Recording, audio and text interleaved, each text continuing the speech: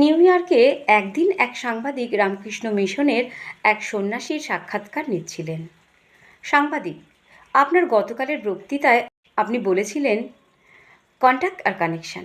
আমি দ্বিধায় আছি, একটু ব্যাখ্যা করবেন? সন্ন্যাসী মৃদু হাসলেন এবং আপাতত দৃষ্টিতে প্রশ্ন থেকে নজর অন্যদিকে ঘুরিয়ে বললেন, আপনি নিউ ইয়র্কে থাকেন? হ্যাঁ। বাড়িতে কে কে আছেন? সাংবাদিক ভাবলেন উনি প্রশ্নটা এড়িয়ে যেতে চাইছেন, তাই এরকম ব্যক্তিগত প্রশ্ন করছেন। তবুও বললেন, মা মারা গেছেন, বাবা আছেন, আর 3 ভাই 1 বোন, সবাই বিবাহিত। সন্ন্যাসী মৃদু হেসে বললেন, বাবার সঙ্গে কথা হয়? সাংবাদিক বিভ্রান্ত। সন্ন্যাসী জিজ্ঞাসা করলেন, বাবার সঙ্গে শেষ কবে কথা হয়েছে? সাংবাদিক নিজের বিরক্তি চেপে রেখে বললেন, মাসখানেক হবে। সন্ন্যাসী: তোমাদের ভাই বোনদের মাঝে মধ্যেই দেখা হয়? শেষ কবে দেখা হয়েছিল? শেষ কবে ফ্যামিলি গেট টুগেদার হয়েছিল? সাংবাদিক যথেষ্ট ঘামতে শুরু করেছেন। মনে হচ্ছিল যেন সন্ন্যাসী সাংবাদিকের সাক্ষাৎকার নিচ্ছেন।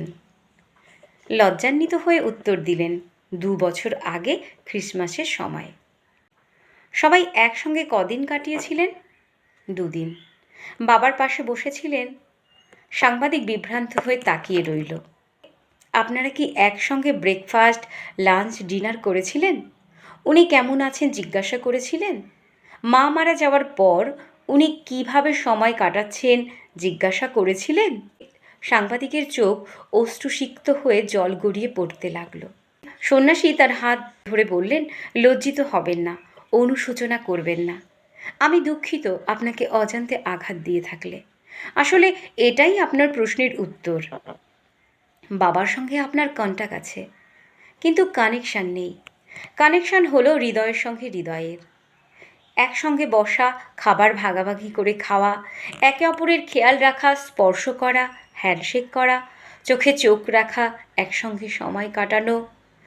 আপনাদের সব ভাই বোনদের কন্ট্যাক্ট আছে, কিন্তু কানেকশান নেই। সাংবাদিক চোখ মুছে বললেন, এই সূক্ষ্ম অবিস্মরণীয় শিক্ষার জন্য আপনাকে অনেক ধন্যবাদ জানাই। আজকে এটাই বাস্তব। আমাদের অনেক কন্ট্যাক্ট আছে, কিন্তু কানেকশান কই? আমাদের অনেকেই গর্ব করে আমরা বলি, হাজার হাজার কন্ট্যাক্ট আছে আমার। আর কানেকশান? সবাই নিজের জগৎ নিয়েই মরশুম। আসুন আমরা শুধু কন্ট্যাক্ট নিয়ে বসে না থেকে কানেক্টেড থাকি, কেয়ারিং ও শেয়ারিং করি, যথাসম্ভব একসঙ্গে সময় কাটাই। ওই সন্ন্যাসী আর কেউ নন, ছিলেন স্বামী বিবেকানন্দ নিজেই। ভালো থাকবেন সবাই, সুস্থ থাকবেন, ভালোবাসায় থাকবেন।